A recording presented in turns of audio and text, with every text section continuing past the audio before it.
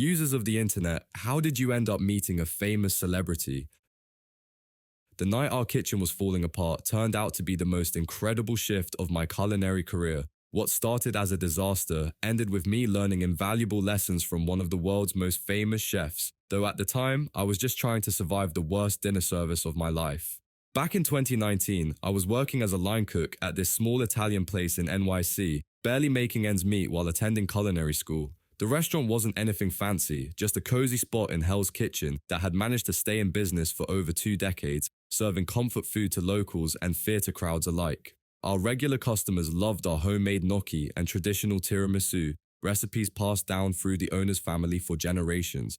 That night started like any other Tuesday evening shift, with me prepping ingredients and setting up my station while trying to ignore the growing ache in my feet from my worn-out kitchen shoes. We were already understaffed because Tony, our sous chef, had called in sick with food poisoning. Marco, our head chef, was trying to hold everything together, but I could tell he was stressed. His usually perfect plating had become rushed, and he kept wiping sweat from his brow more frequently than usual. The dinner rush hit harder than expected, partly because of a cancelled Broadway show nearby that sent hungry theatre-goers our way instead. The tickets kept piling up, and our tiny kitchen felt like a pressure cooker about to explode. The printer wouldn't stop churning out orders, each new ticket making that dreaded sound that every cook knows too well. The heat from the stoves was becoming unbearable, and the ventilation system struggled to keep up with the steam and smoke. Around 7 p.m., Marco started having what looked like a panic attack. His hands were shaking and he kept mumbling about the overwhelming number of orders. In my 18 months working there, I had never seen him like this before. That's when I heard Lisa, one of our servers, gasp. I looked up from my station and my heart nearly stopped. Standing there at the kitchen entrance was a man I'd seen countless times on television, someone known for making professional chefs cry.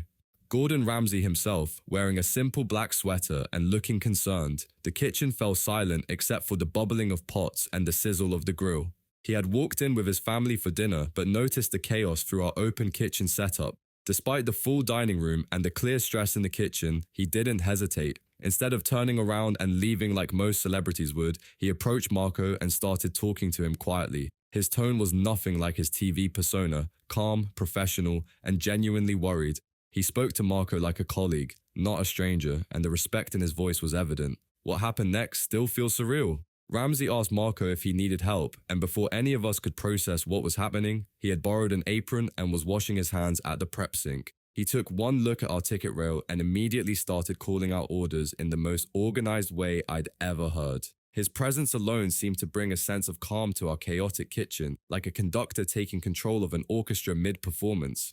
For the next 3 hours, I witnessed the masterclass in kitchen management. Ramsay didn't yell or swear. He was patient, methodical, and incredibly efficient. He showed me how to properly organize my station to minimize movement, taught me quick tricks for sauce consistency, and even shared a few plating techniques that made our ordinary dishes look extraordinary. He introduced a new system for calling out orders that we still use today, making our communication clearer and more effective. The most incredible part was how he treated everyone. When I messed up a risotto, instead of getting angry, he calmly showed me where I went wrong and helped me fix it. He explained that the key to perfect risotto wasn't just in the stirring, but in understanding how the rice absorbs the liquid and develops its starch. His teaching style was hands-on but gentle, focusing on building confidence rather than pointing out mistakes. Throughout the evening, he kept checking on Marco, who had taken a short break to compose himself, and made sure he felt comfortable before letting him back on the line. He shared stories about his own early days in the kitchen, including disasters and lessons learned, making us all feel less alone in our struggles.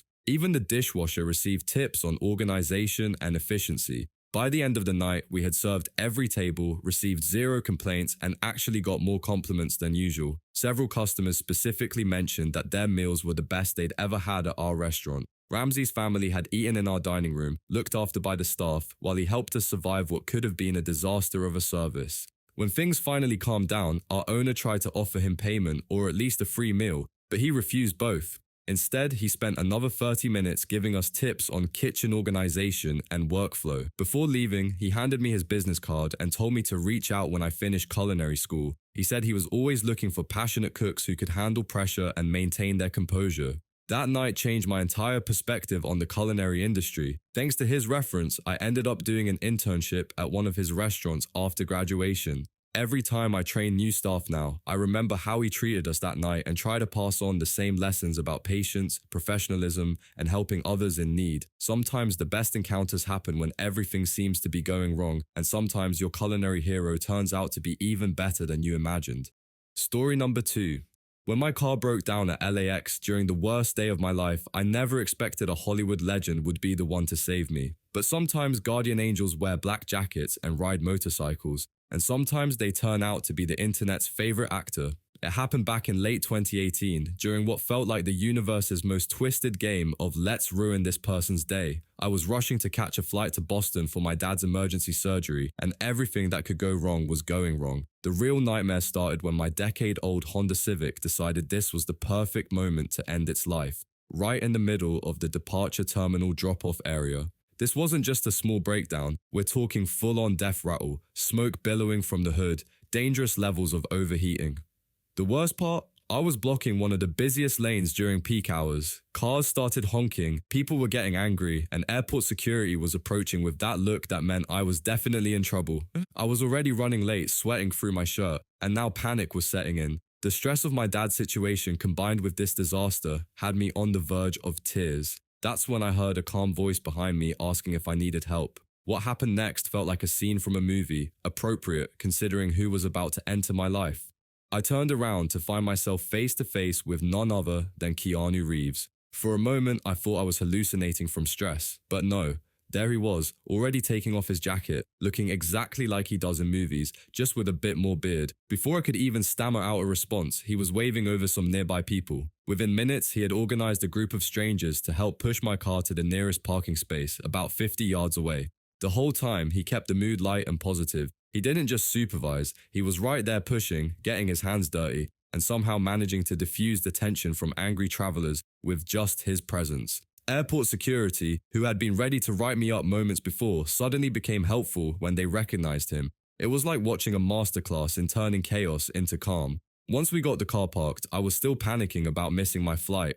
Without hesitation, he insisted on sharing his waiting Uber Black with me. During the ride to the terminal, he asked about my situation, and I found myself explaining everything about my dad's surgery. He listened intently, showing genuine concern, sharing a story about his own family's medical emergencies and how stressful travel can be in crisis situations.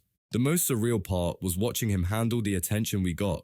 Every person who recognized him got a quick smile and wave, but he kept the focus on helping me. He walked with me to check in, and when he noticed I was in economy, he quietly spoke to the airline staff.